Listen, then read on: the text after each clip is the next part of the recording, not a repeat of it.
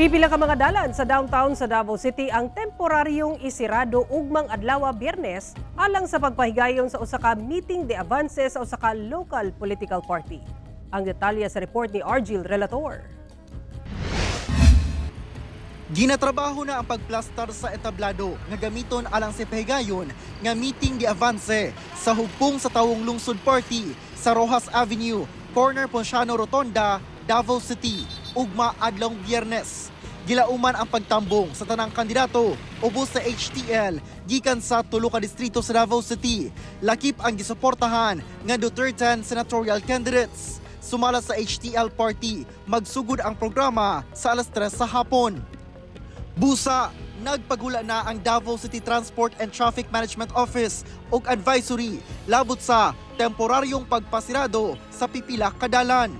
Gikan alas 8 sa buntag adlaw Biyernes hangtod alas 12 sa tungang gabii. Temporaryong isarado ang dalan gikan Bangoy Corner Ponciano Streets padulong na sa Rotonda. Lakip ang Rojas Avenue gikan sa corner Claveria Street padulong sab sa Rotonda og corner Acacia Street gikan sa usa ka fast food store padulong sa Rotonda. Mahimong two-way traffic ang CM Racto Street gikan corner Magsaysay Avenue hangtod sa Palma Hill Street. Hinoon, dunay mga traffic enforcer nga mumando sa dagan sa trapiko. Sumala sa Davao City Police Office, ana sa 262 ka mga personahe nila ang i-deploy aron magbantay sa seguridad sa ipahigayong dakong rally. Kauban si Metro Awing sa kamera. Ako si Argil Relator. 1 Mindanao.